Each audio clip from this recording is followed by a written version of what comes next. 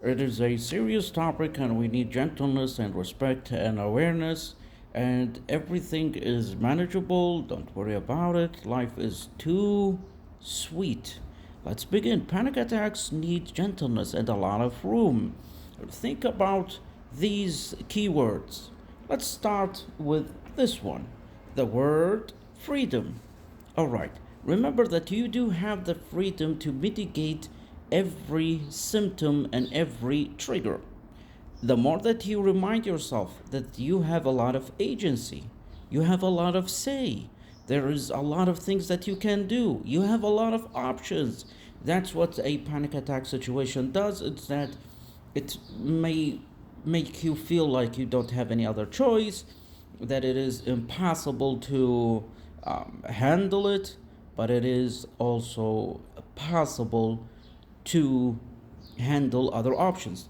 Don't be argumentative as an advice ever with it. So when you feel like, well, I feel like it is impossible, say to yourself, all right, if it is impossible, what about other possible options that may decrease like even 0.01% of the situation's discomfort? Any tiny percent of discomfort that you can get rid of, please do. Okay? Now, let's go to the word limits. When you have minimalism, probably minimalism will work with you, probably not. However, all in all, wisdom is all about limitations. Now, I love eating chocolate here and there, but if I ate a lot of chocolate, I would not enjoy chocolate because I would get so used to it in a one sitting. So I need to give myself some room. So that's a good thing. Eating chocolate is a good thing. It's even a metaphor for pleasant things in life. So even good things needs limits. When you have more, let's say, strategic limits in your life to create a more harmonious day, you will feel like, okay, this current situation is bad, but I can count on other things happening on or in during my day, in my day. So mitigate things. If it's a trigger, the trigger itself is limited. And I suggest that we go to the word fuel, and that's very important. Panic attack itself is fueled, and that's actually something that might bring us some comfort. How so? Every fuel is finite. So the whole session itself or the whole situation itself is finite. So the more that we use the keyword time here, the more that we become opportunistic and optimistic, both.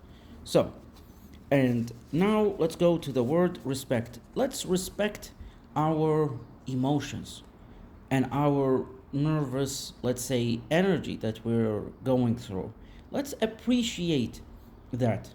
Let's not try to fully suppress it and think of it as it is the problem. It is a symptom of something that we didn't understand. And comfort zone. Comfort zone is not inherently bad. And the opposite of comfort is not fear.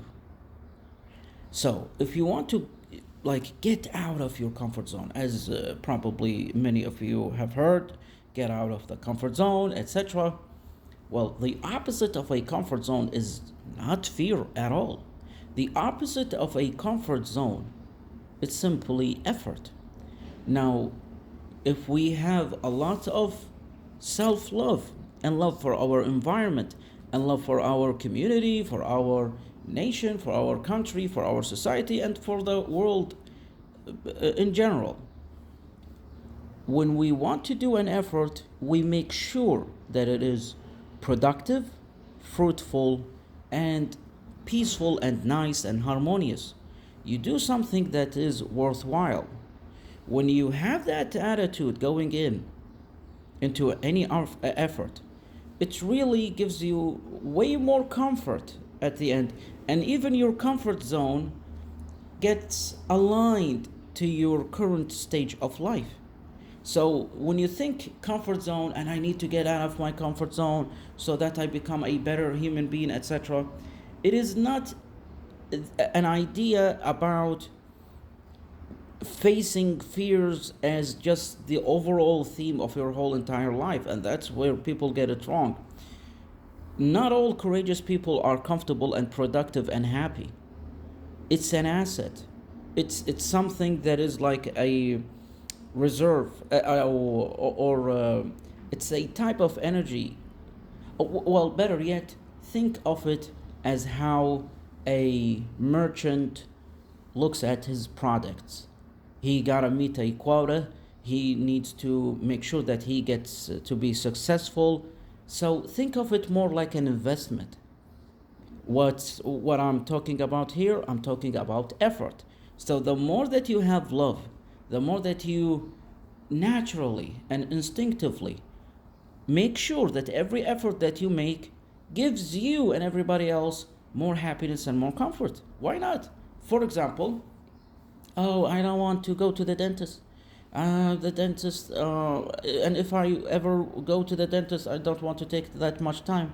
Well, you can do the effort of brushing your teeth, flossing, mouthwash, etc., and making sure that what you eat is healthy. So that's the effort. So when you're doing the effort, you're actually expressing your love, and the more that you feel it, the more that it just becomes not infinitely bigger, it becomes healthier and more harmonious. It's not about it being bigger. It's about it rooting in a more firm way and in more, let's say, grounded way. So panic attacks are not inherently an evil thing. It's just a symptom of a nervous system and a psychology that just needs more room, more love, and more gentleness. So I advise you to take care of yourself. Just give yourself love. And even if you felt bad about doing anything in life and you feel guilt, say to yourself, good that I feel like I have responsibility, and let's take the first step of forgiving ourselves, and let's take the first step of bettering our situation. Probably you're being pressured by a bad environment. Think of it as a first step kind of a deal. It's not by the way, I like to end with this. A panic attack in itself is not connected to every single panic attack that you ever had in your life. It's more like when people cry. Yeah, it is crying. It's the same action, but for varying reasons. So a panic attack may have varying reasons. This means that a specific current reason, yeah, you might get rid of it completely. And have a nice day. Thank you for watching. Yeah, and I said thank you for watching in Greek. That's it. I don't like anybody to wonder.